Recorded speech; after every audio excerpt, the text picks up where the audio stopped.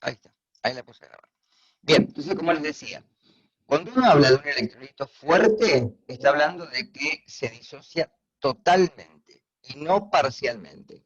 De ahí que ese hidrógeno que se separa del cloruro, al acoplarse al agua, forma el radical hidróneo, que en este caso es un ácido de Bronsted-Lowry, ¿sí? El ácido clorhídrico sería un ácido de Arrhenius, pero en la definición en conjunto, ¿se acuerdan que yo le había comentado en la clase pasada que podemos hablar de pares ácido-base conjugados? Es decir, en este caso, el ácido clorhídrico, el hidrógeno, al separarse, forma una base que es el cloruro. La base conjugada del clorhídrico es el cloruro. Y el ácido conjugado del agua es el hidrógeno. De ahí que estos pares ácido-base son los que ustedes tienen después en los seminarios para poder reconocer. Bien. En el caso del hidróxido de sodio, por una cuestión de convención, el agua se escribe ya directamente en ese sufijo que tienen ahí que quiere decir acuoso. Porque en realidad los hidroxilos que puede aportar el agua, en este caso, son prácticamente ¿sí? Muy pequeños en relación al poder de la base, que es el hidróxido de sodio, que es una base fuerte. Con lo cual, el hidróxido de sodio separa su catión, que es el sodio, dejando el anión, que es el hidroxilo, y este así va a estar en agua. Y es lo que le da el carácter básico a esta solución. Por ende, el hidróxido de sodio se separa en su catión espectador, que es el sodio, en este caso catión sodio, y el enanión, que el anión es el hidroxilo. Bien. En este caso, la disolución de ambos es total, no es parcial. Es decir, que si yo tengo una solución, por ejemplo, 0,1 molar de ácido clorhídrico, cuando calculo el pH va a ser igual a menos el logaritmo de 0,1. Si tengo una solución, ojo con esto, 0,1 molar de hidróxido de sodio, el pOH va a ser igual a menos el logaritmo de 0,1. Es decir, que para hacer el pH tengo que hacer directamente el pKW, es decir, 14, menos el pOH que me da esta solución. ¿Está claro? Ojo con eso. El pH se calcula para los ácidos directamente. Para las bases se calcula el pOH y luego por resta a 14 se determina el pH. Bien, ahora, en el caso de algunas sustancias, y voy a decir que la mayoría de las que vamos a encontrar en los alimentos, y también muchas de las que encontramos en nuestro sistema fisiológico, hablamos de ácidos o bases débiles. ¿Qué quiere decir que sean débiles? Que su disociación es parcial, no es total. Por ejemplo, en el caso del ácido acético, que es lo que tienen ahí, que es el vinagre común que utilizamos para la cocina, en agua, fíjense que el agua está escrita como líquida, no como acuosa, porque es un líquido puro, forma un ion que es el acetato, que es obviamente la base conjugada del ácido acético, y el agua, al actuar como una base, forma directamente el hidróneo, que es el ácido conjugado de la base, que en este caso, al ser anfótero, ¿sí? Actúa esta sustancia como básica, que es el agua. ¿Sí? Ahora, la disociación, fíjense que no es total. ¿Y cómo me doy cuenta? Porque la flecha es doble. ¿Qué quiere decir que sea esta flecha doble? Que cuando el ácido acético se coloca en agua o se diluye, parte del mismo se va a disociar en acetato, pero en algún momento el acetato va a reaccionar con el hidróneo y va a formar otra vez ácido acético. Es decir, que el equilibrio va a ser de formar los reactivos, reformar los productos constantemente, hasta que en algún momento ese equilibrio se hace constante. Cuando el equilibrio se hace constante, hablamos de que ya no va a cambiar y dependiendo de la temperatura, la cantidad de acetato que se forma es la misma y la cantidad de ácido acético que se recompone también es la misma. Y podemos calcular estas constantes que dependen de la temperatura. Es más, están tabuladas. Con lo cual se pueden utilizar para hacer los ejercicios de pH a través de la ionización o de la disociación parcial de este ácido en agua. Lo mismo ocurre para las bases. Fíjense, ahí tenemos el amoníaco. El amoníaco dijimos que era una base porque el nitrógeno tiene un par de electrones solitarios que puede aceptar un protón. Como el agua es anfótera y puede disociarse, lo vimos la clase pasada, en un protón y un hidroxilo, ese protón protona al amoníaco formando el ion amonio. Es decir, que el amonio es el ácido conjugado del amoníaco. Y el agua, actuando como anfótera, en este caso, como es más ácida que el amoníaco, actúa como un ácido y forma la base conjugada que es el hidroxilo. De ahí que esta disociación, igual que en el caso anterior, también es parcial.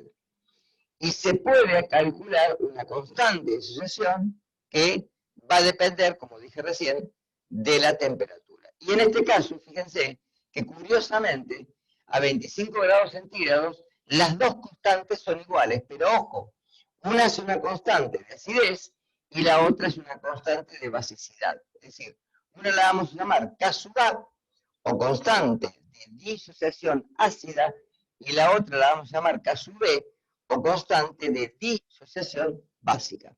Ambas se refieren a la separación de justamente estos productos químicos, pero uno se refiere a un ácido y otro se refiere a una base. Con uno vamos a calcular el pH y con otro vamos a determinar el pOH. De ahí que son distintos los cálculos.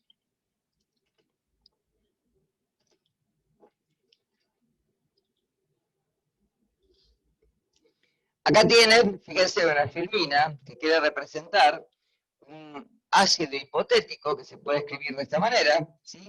El ácido más su hidrógeno, cuando se separan en un anión y en su protón, que después protona el agua, ¿de acuerdo?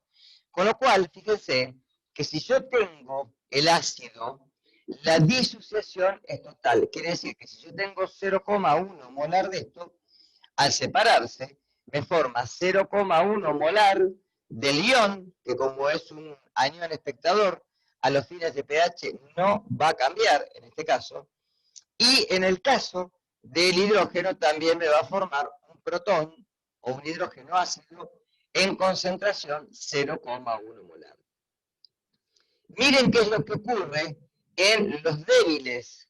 Cuando uno tiene un ácido débil, la disociación es parcial. Es decir, me forma a través de la disociación una cantidad de ion espectador, y una cantidad de hidrógenos, pero fíjense que es mucho menor. Acá se ve en el resaltado, en esta parte que no tiene, ¿sí? Acá ven, fíjense que si esto es 0,1 molar, 0,1 y 0,1. Pero si esto es 0,1 molar, la parte del ácido que me queda es mucho mayor que la parte que se ionizó. De ahí que sean débiles y no sean fuertes. Esto ocurre de igual manera para las bases. Por eso hablo de electrolitos. Ahora, ¿cómo podemos determinar esto? Y acá quiero atención, por favor. Cuando uno habla de que la reacción química, ¿querés que vaya para atrás? Acá, mirá.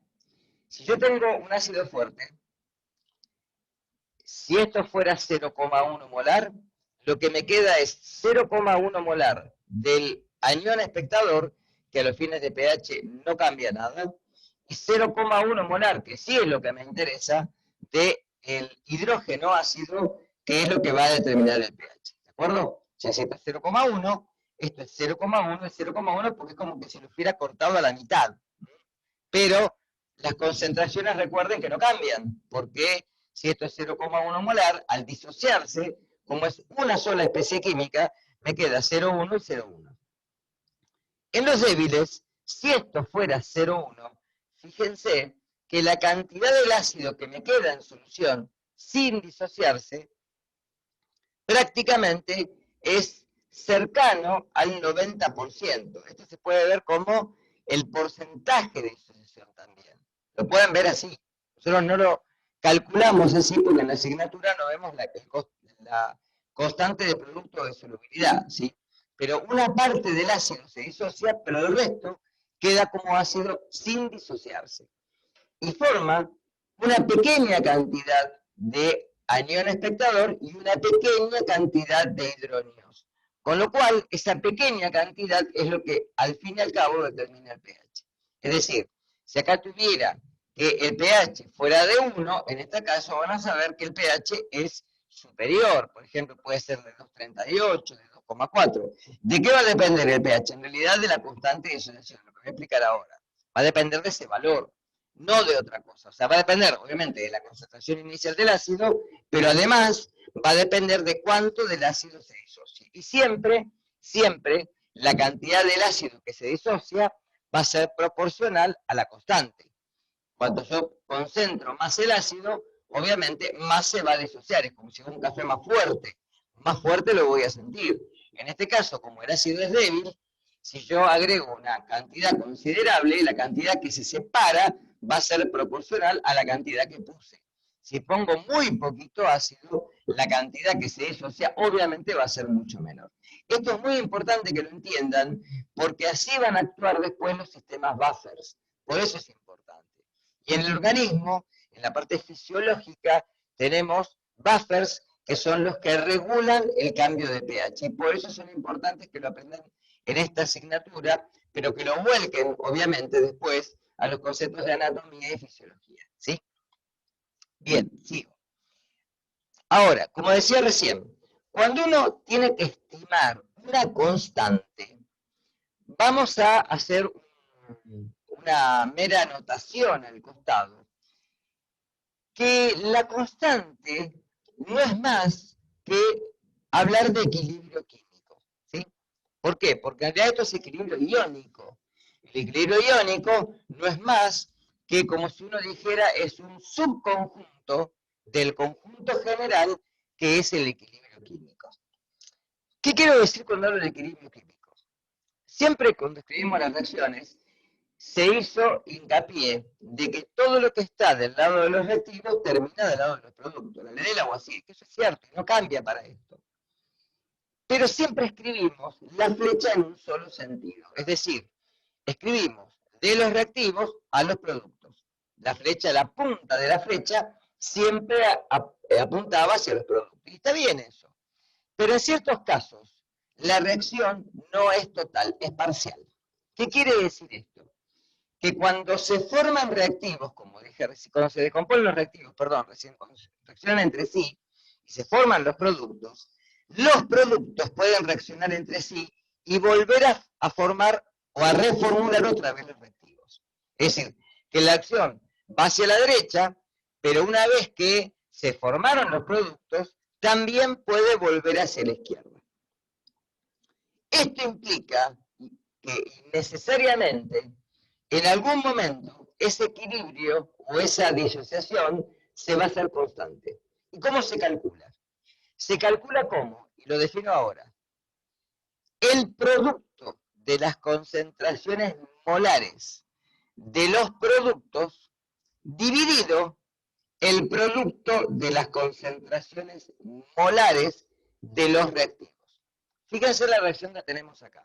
Acá tenemos un ácido débil, que en agua me forma un anión e hidróneo. ¿De acuerdo? Lo mismo que escribimos recién, para el ácido acético, por ejemplo. ¿Está?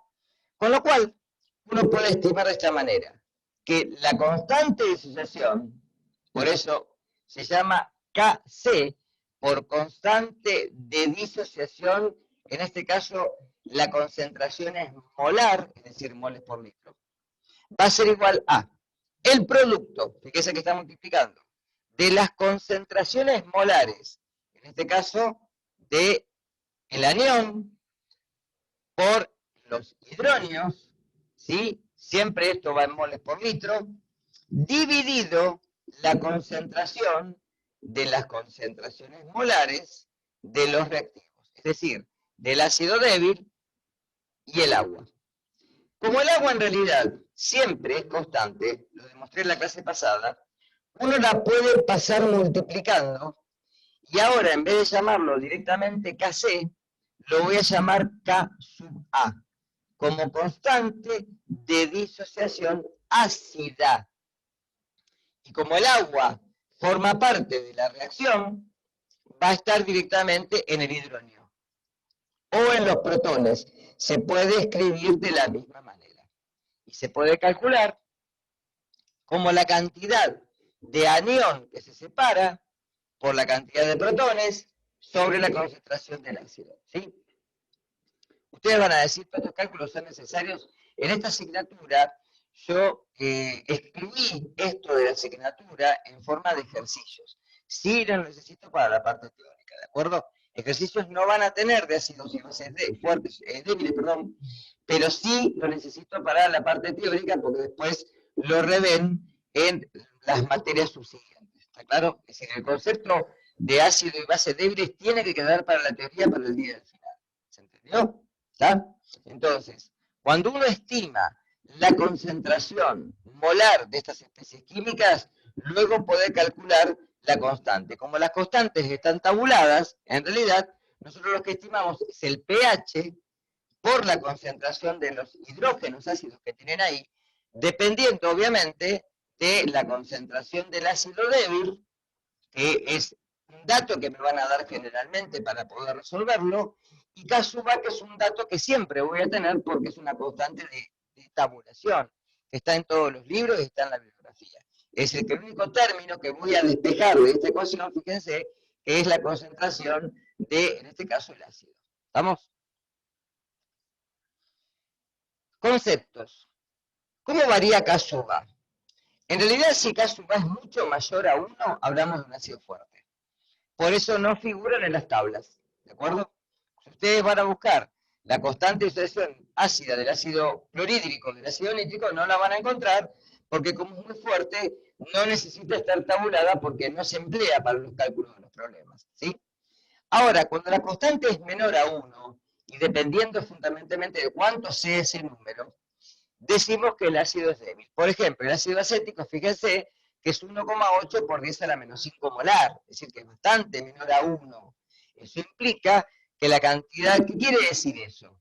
Que si yo tengo una solución 1 molar de ácido acético, solamente 1,8 por 10 a la menos 5 moles por litro del ácido se disocian. El resto permanece sin disociar. Si ustedes a 1 le restan 1,8 por 10 a la menos 5, fíjense que el número prácticamente no cambia mucho. Esto implica que el ácido se disocia, ¿sí?, parcialmente, y esto hace de que sea un ácido débil. ¿Está claro eso? Es decir, estos valores me están indicando que es un ácido muy débil. Por eso lo podemos consumir con las comidas, ¿sí? Fíjense que el ácido clorhídrico es el ácido que tenemos en el estómago, que tiene un pH en el estómago de 2. Es un pH, fíjense, si es un pH de 2, quiere decir que la concentración es de 0,01 molar, porque 1 por 10 a la menos 2 tiene un pH de 2, ¿de acuerdo? Esto hace de que sea un ácido fuerte, por eso no puede salir del estómago. En los pacientes que tienen, ¿sí?, ulceraciones, tanto en el esófago como en el intestino, ulceraciones que se dan porque este ácido sale de este lugar que está protegido por la acidez del ácido y quema la mucosa tanto del esófago como del intestino, generando ulceraciones. Enfermedades que se denomina, ¿sí?, gastritis, y esa gastritis puede ser a vía superior o a vía inferior. ¿Está claro? Lo más común es que digamos, que el cardias, ¿sí?, sea el que de alguna manera se puede estirar y esto hace que el ácido salga del estómago y dañe la mucosa. ¿Está claro? Por eso que es un ácido que tiene que estar en ese lugar y no en otro. Es un ácido muy fuerte. Pero fíjense que el ácido acético es un ácido débil, ¿no? Por eso que el vinagre es un implemento que se utiliza generalmente en la cocina. Bien. Ahí tienen algunas constantes. Fíjense el ácido acético, el ácido benzoico, que es un ácido orgánico, ya lo vamos a ver más a fin de la materia, el ácido bórico, el ácido cianhídrico, que forma los cianuros, el ácido fórmico, que es la sustancia urticante que genera la picadura de la hormiga, ¿de acuerdo? Que genera este ácido que es irritante a nivel epidérmico, el ácido hipocloroso que forma después los ciproflavitos como la lavandina, ¿sí? Y el ácido nitroso, que fíjense que es pariente del ácido nítrico, pero es un ácido mucho más débil, ¿sí? Cuando la constante es inferior a 10 a la menos 3, generalmente en los cálculos de pH se pueden despreciar digamos, en las ecuaciones, algunos términos como la incógnita, y uno lo calcula directamente a través de una ecuación muy sencilla, que eso es lo que tienen, por ejemplo, ustedes en la macro soluciones para calcular el pH cuando les preguntan si el ácido es débil. Hagan la prueba con esta tablita que tienen después, coloquen, cuando les dice, una exponencial, por ejemplo, a la menos 5, tienen que poner ahí, y fíjense que van a haber diferencias si no ponen la constante, si la ponen igual a 1, en el cálculo de pH. Para que no sea el ejercicio, ahí lo pueden estimar directamente. Bases débiles, fíjense que tanto el amoníaco, la mayoría son aminas, ¿sí? Por eso fíjense que estos no entraban en el concepto de Arrhenius y después entran en el concepto de Castellori, y son muy importantes porque algunas pertenecen a la fórmula que tenemos con los aminoácidos, ¿sí? Los aminoácidos que tenemos pueden ser básicos o ácidos, ¿sí? Los aminoácidos ácidos son el ácido glutámico y el ácido aspartico, muy importantes en biología celular. Y los aminoácidos que son básicos son la lisina, la arginina y la histidina, ¿de acuerdo? Que el año que viene van a ver algo en microbiología conmigo, ¿no? Algunos de estos aminoácidos, que son importantes porque justamente pueden captar un protón en solución acuosa y de ahí también neutralizar el pH, como en el caso del amoníaco, por ejemplo, que también va a actuar después, como vamos a ver, como un buffer, ¿no? Es decir, que tanto los ácidos como las bases débiles son muy importantes a la hora de entender después el concepto de buffer. Como comentario, no todos los ácidos son monopróticos. ¿Qué quiere decir ser monopróticos? Que cuando yo los pongo en solución acuosa, separan un solo hidrógeno. Algunos son polipróticos, es decir, tienen más de un hidrógeno, al menos, sí, más de uno, por ejemplo. Ahí tienen el ácido carbónico. El ácido carbónico, que nosotros lo tenemos en sangre, ¿por qué? Porque el dióxido de carbono que desplazamos a través de reacciones metabólicas, ¿sí? Junto con el agua y una enzima que se denomina anidrasa carbónica, forma ácido carbónico. Pero como es un ácido débil, se disocia en su anión, que es la base conjugada del ácido carbónico, que es muy importante, que es el bicarbonato. El bicarbonato o carbonato ácido es el que actúa como, después vamos a ver, como un sistema buffer fisiológico por excelencia. Y el agua, al aceptar este hidrógeno, forma el hidrógeno, ¿de acuerdo? Es decir, que uno puede escribir la constante de disociación ácida en el primer caso como la disociación de este hidrógeno, pero como le queda un hidrógeno al ácido carbónico, no en nuestro caso, no lo va a pasar, pero sí en solución acuosa, ¿sí? Separa ese segundo hidrógeno formando ahora carbonato, no bicarbonato o carbonato ácido, sino carbonato y un hidrógeno más. Con lo cual uno puede escribir dos constantes, una primera constante de disociación, como la ven ahí, y una segunda constante de disociación. Si ustedes ven los números, la primera tiene un valor de 4,5 por 10 a la menos 7. Por eso se dice que el bicarbonato actúa como un álcali, no como un ácido. Pero la segunda está en el orden de la menos 11, es decir, es muy alcalino. De ahí que a nivel fisiológico solamente se extienda la primera, que es la que nos importa, y la segunda no. Y fíjense que a medida de que se separa el segundo hidrógeno, la constante va disminuyendo. ¿Por qué? Porque en realidad el ácido todavía tiene una gran afinidad por ese segundo hidrógeno. De ahí que lo desplaza con una gran dificultad. Hay otros ácidos, como el ácido sulfúrico, que tiene sus dos constantes, pero las dos constantes son muy altas, con lo cual es un ácido fuerte. El ácido fosfórico, que es otro ácido que tienen que ver ustedes, que tiene mucho que ver con la vida orgánica, lo van a encontrar en los fosfolípidos, lo van a encontrar en los ácidos nucleicos, el grupo fosfato, me refiero, ¿sí? proveniente del ácido fosfórico, es el que tiene 3 hidrógenos, con lo cual tiene 3 constantes de acidez. Van a ver que la primera es del orden, ¿sí?, de la -4, pero las dos subsiguientes son mucho más altas, ¿sí? Con lo cual se disocia en una primera instancia con facilidad, en la segunda con una dificultad y en la tercera con una gran dificultad, ¿de acuerdo? Por eso generalmente las constantes van ascendiendo en orden, pero van disminuyendo en su valor, es decir, cada vez es más chico. En las bases pasa exactamente lo mismo. La fuerza de las bases la podemos calcular ahora, ¿sí?, igual que en el ejemplo anterior, por eso no lo voy a repetir, pero en vez de con una K sub B, una K sub A, una K sub B, una constante de basicidad. Y ejemplifica exactamente lo mismo.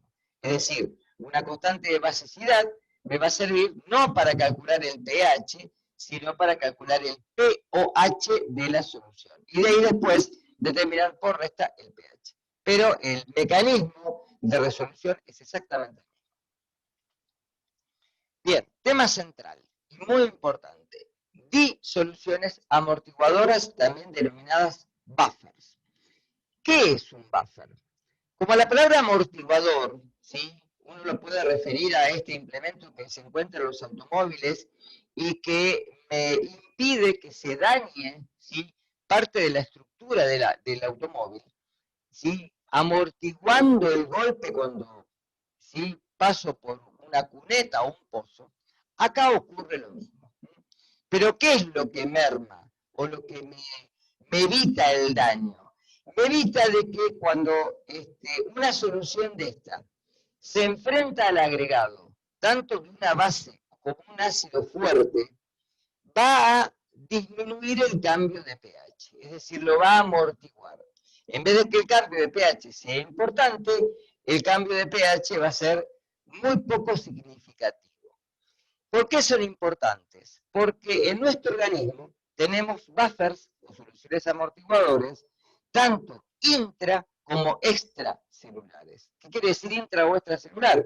Por ejemplo, la hemoglobina es un buffer intracelular. ¿Por qué intracelular? Porque la hemoglobina la voy a encontrar únicamente dentro de los eritrocitos. En cambio, el bicarbonato es un buffer extracelular. ¿Por qué? Porque lo voy a encontrar normalmente en el plasma, ¿sí? Hay otros buffers, los fosfatos, los sulfatos. El amoníaco puede actuar como un buffer también. Es decir, no es el único. Pero cuando uno habla del sistema bicarbonato ácido carbónico, habla de un buffer por excelencia, ¿sí? Acá les traje un buffer muy conocido, que es el del ácido acético, ¿sí? Ahora, ¿cómo se forma un buffer? Se forma mediante un ácido débil y la sal de la base conjugada. Ojo con esto. Es decir, no solamente con el ácido, sino yo agrego el ácido débil más la sal de dicho ácido. Por ejemplo, ácido acético, acetato de sodio. Si yo mezclo estas dos sustancias, voy a encontrar una solución reguladora o solución buffer, ¿sí? También puedo, por ejemplo, tenerlo con el ácido carbónico y el carbonato de sodio. Puedo tenerlo con el amoníaco, ¿sí?, por ejemplo, y el hidróxido de amonio. Es decir, hay varias sustancias, hay varias sustancias que, si tengo, por ejemplo, el amoníaco y le agrego cloruro de amonio, que es la sal, lo que voy a encontrar es un buffer. Un buffer alcalino, no un buffer ácido. Es decir, que acá vamos a tener buffers que son alcalinos y buffers que son ácidos. La mayoría de los que tenemos en la literatura son ácidos, pero también hay alcalinos, ¿de acuerdo? Hay de los dos. Pero siempre se constituyen mediante un ácido y la sal del ácido o una base y la sal de la base. Siempre de esta manera. Ahora, ¿cómo calcularlo? Por ejemplo, si yo quiero calcular un buffer, tendría que establecer un equilibrio químico. Acá tienen un problema, no para que lo hagan, pero para que vean cómo se resuelve, ¿sí?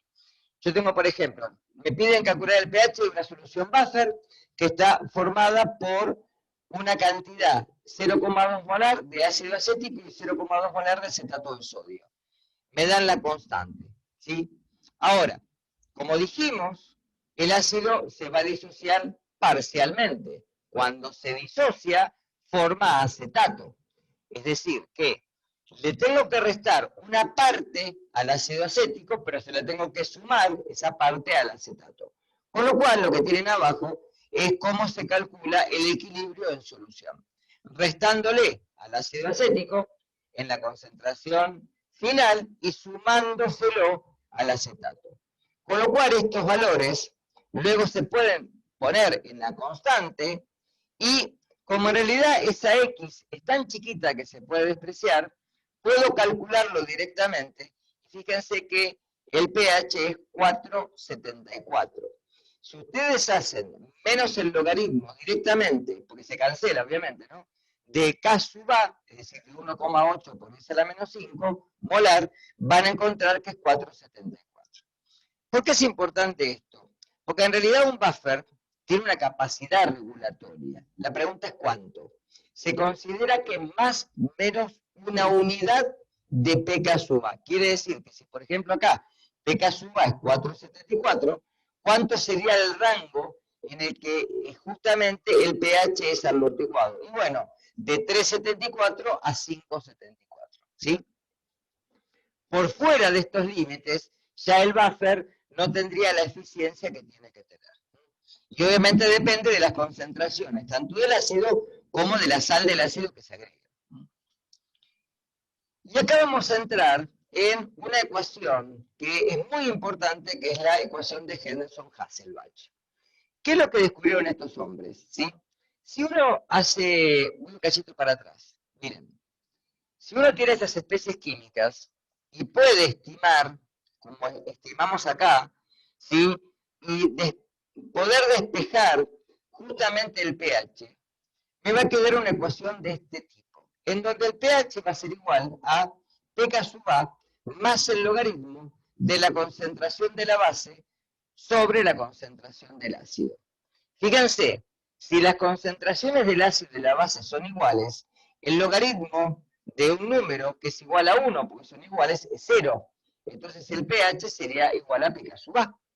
Si yo cambio y ahora, por ejemplo, aumento la concentración de la base en relación al ácido, por ejemplo, si pusiéramos 0,1 molar de la base y 0,01 molar del ácido, como aumento la base y disminuye el ácido, ¿sí? Directamente a esta palabra pK sub A le estoy sumando un número que es mayor a 0, con lo cual el pH tiene que disminuir, ¿de acuerdo? En cambio, porque es más alcalino, ¿no? Perdón, me tiene que comentar, porque es más alcalino. En cambio, si al revés, si aumento la concentración del ácido en relación a la base, como está en el lugar inferior, si el ácido está dividiendo, ahora el pH disminuiría. Entonces, por regla general, en esta ecuación, si aumenta el numerador, el pH aumenta. Si aumenta el denominador, el pH disminuye. Por ende, en estas soluciones, la regulación va a depender, obviamente, de los cambios que se den justamente en el agregado de bases o de ácidos. Si yo un buffer, y esto ténganlo por favor en consideración, le agrego un ácido, reacciona a la base conjugada. Es decir, si yo, por ejemplo, al ácido acético le agrego acetato, miren, síganme acá, acá. Si yo, por ejemplo, tengo un buffer, ¿no? Y si yo al buffer le agrego un ácido, el que le reacciona es el acetato, formándome más ácido acético. En cambio, si yo al revés le agrego una base, va a reaccionar el ácido acético, formándome, en este caso, más acetato. Y es así que logra regular los cambios de pH mediante, obviamente, el agregado de la base, son los ácidos fuertes, en consideración con lo que ocurre con los pares conjugados ácido-base de la base o el ácido, ya sean fuertes o sean débiles. Y obviamente, para cada tipo de situación, yo puedo tener un buffer distinto. Uno puede generar buffer que sean alcalinos, justamente para poder amortiguar sustancias ácidas, o buffer ácidos para amortiguar, sí, en preferencia, sustancias que son más alcalinas. Ahí tienen, por ejemplo, algunos de los que se pueden utilizar, el ácido acético y el acetato, y los rangos en los cuales son efectivos. El ácido carbónico, el ácido fórmico, que es el que hablamos hoy, el ácido fluorídrico, que es un ácido débil, el anión, que es el fluoruro, es la base conjugada del ácido fluorídrico. Y algunos débiles, como el amoníaco, el carbonato o el fosfato, que lo mencioné anteriormente. Esto lo tienen para verlo después. Algo que tienen en la plataforma, que yo ya les dejé, es cómo poder determinar esto, que esto lo hacemos o se puede hacer en el laboratorio, que se denomina titulación o valoración ácido-base. Y tiene que ver con un concepto que es la neutralización. Muy importante porque hay problemas de esto. Cuando uno tiene un ácido y le agrega una base, se forma una sal. ¿Sí? Ahora, en los casos en los cuales uno pueda determinar cuál es la incógnita, por ejemplo, si yo tengo, por ejemplo, una base de la cual no sé la concentración, ¿sí? Lo que hago es agregar un ácido y poder determinar el pH. Y poder ver en qué punto se neutraliza, o viceversa, ¿sí? Acá tienen un sistema, fíjense, en el cual yo voy agregando un número de gotas, tengo un ácido de concentración desconocida, y lo que voy agregando es hidróxido de sodio, ¿sí? Y a medida que voy agregando, fíjense que el pH va aumentando, hasta un punto en el cual se da una inflexión, donde cambia el pH abruptamente. Y es donde justamente el pH pasa de un pH ácido a neutro y de ahí pasa a alcalino. Es decir, esto es una valoración o una titulación. Lo que tengo en la bureta, obviamente, ¿sí? Acá es un sensor de pH, un pHímetro, ¿sí? Que me lo está marcando acá en la gráfica, y lo que generalmente se agrega es una sustancia que se denomina indicador, que me indica justamente el cambio de pH. Para estos experimentos generalmente se usa fenolftaleína, que es un indicador que en medio ácido es incoloro y en medio alcalino tiene un color fucsia. Con lo cual el cambio, o cuando vira el pH, que se dice en química, cuando cambia abruptamente, se lo manifiesta también por un cambio de color. No, si no se tiene, por ejemplo, el pHímetro para poder determinar. Luego, contando las gotas, y sabiendo con las gotas cuánto dispensa cada gota, y con la concentración de la base, uno puede determinar el número de moles de la base y de ahí determinar el número de moles de ácido que se consumieron. Con lo cual puede determinar cuál es la concentración del ácido original. Está claro que no se conocía.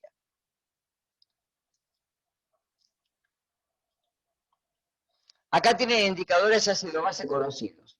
Violeta de metilo, que fíjense que en la forma ácida es amarillo, y en la forma ácida básica es violeta. Cuando cambia pasa del amarillo a violeta. Y muy importante, al costado tienen el rango de viraje de pH. Es decir, acá se utiliza para soluciones muy ácidas. El rojo combo es azul, pasa a rojo en un rango de 3 a 5. El rojo de metilo, que lo van a ver en microbiología, ¿sí? Como un indicador, pasa de rojo al amarillo de 4 a 6. El papel tornasol, que pasa de rojo a azul de 6 a 8. Y la fenolftaleína, que les dije recién, que pasa de incolor a rosa de 8 a 10. ¿De acuerdo? Es uno de los que más usamos en el laboratorio. Para sustancias que son alcalinas, para cuando aparece una base. Bien.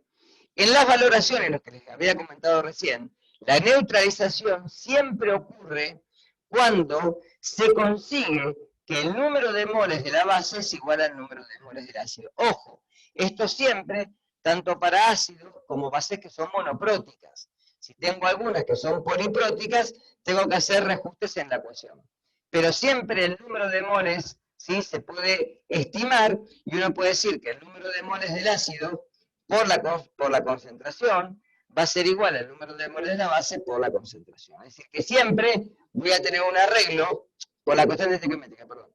Siempre voy a tener un arreglo que para multiplicar, dependiendo, por ejemplo acá, si fuera un 2, ¿sí? Entonces, el número de moles de ácido por 1 sería igual al número de moles de la base por 2 en el caso de que se me formen dos hidroxilos cuando se da la neutralización. Si es 1 a 2, por ejemplo, hidróxido de calcio, ¿no? Con ácido nítrico. Entonces, siempre el volumen del ácido por la concentración del ácido por la constante estequiométrica van a ser igual al volumen de la base por la concentración de la base por la constante estequiométrica. Es de ahí que uno puede estimarlo también por la normalidad, algo que vimos en soluciones. Entonces, la normalidad, recuerden que es igual a la molaridad por el número de cargas en juego, en este caso protones o hidroxilos. Es decir, que el volumen del ácido por su normalidad siempre es igual al volumen de la base por la normalidad. Acá fíjense que me independizo del coeficiente estequiométrico. Muy importante, porque para los cálculos de pH no tengo que tener en cuenta si la disociación es a 1 o a 2, porque lo estimo directamente por la normalidad, que es el número de equivalentes, son por los litros de solución. ¿Sí? Bien, hasta acá. Apartados. Que dejo de compartir pantalla.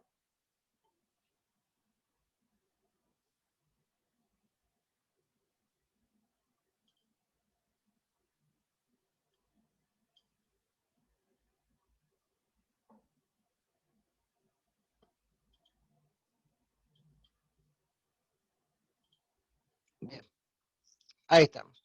Bueno, estábamos hablando el otro día con los profesores que tienen los seminarios, que el parcial queda tal cual estaba en el cronograma, ¿sí? ¿De acuerdo? Así que después van a tener las clases prácticas esta semana y la semana que viene como una revisión.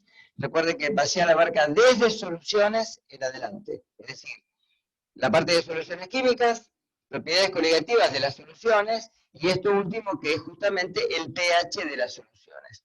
Y una cosita más, cuando ustedes hagan los cálculos de pH en la guía que tienen, por ejemplo, en neutralización, fíjense qué ocurre si, por ejemplo, yo agrego una cantidad de base, pero la cantidad de ácido que agrego para neutralizar sobrepasa la concentración de la base. En estos casos, el pH final depende de esa cantidad de ácido remanente que quedó en solución. Es decir, que el pH sería ácido, no sería neutro. Lo mismo ocurre si a un ácido lo neutralizo con una base y agrego más base de la necesaria. Con lo cual acá el pH sería obviamente alcalino. ¿De acuerdo? Si las cantidades de ácido y de base son equivalentes, el pH es neutro. ¿Sí? Esto recuerden de refrescarlo en el concepto de lo que yo di en la clase pasada cuando hablaba de qué pasaba si, por ejemplo, la cantidad de base era mayor que la de ácido o viceversa. ¿Cómo quedaba el pH? Y siempre el volumen de solución se considera aditivo. Por ejemplo, si yo agrego 200 mililitros de una solución de ácido más 300 mililitros de una solución de base, el número de moles que me queda remanente de cualquiera de los dos que quede sobrando, sobre la suma de los dos, los 500 mililitros o 0,5 litros, va a ser igual a la concentración molar de esa especie remanente y de ahí puedo determinar el pH. ¿Queda claro? En la guía tiene ejercicios para hacer de este tipo porque generalmente son ejercicios que después se evalúan en el parcial. ¿Está? ¿Dudas? ¿Alguna cosa que preguntar? Sí, creo que quedó, fíjense en el cronograma que tienen subido en la plataforma a principios de año, pero quedaría creo en la segunda semana de septiembre, si no me equivoco. ¿Sí? Bien.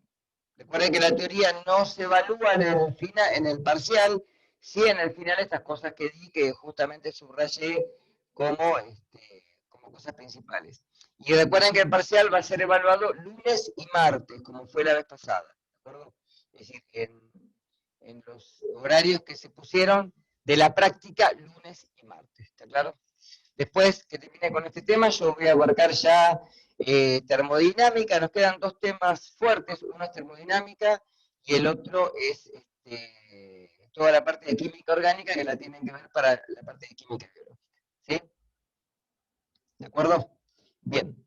Nos encontramos la semana que viene. Si quieren reflejar la clase del viernes, recuerden que el viernes doy la misma clase a las 11 de la mañana. ¿Sí? De nada. Nos vemos. Hasta luego. Hagan ejercicios y estudien. Suerte.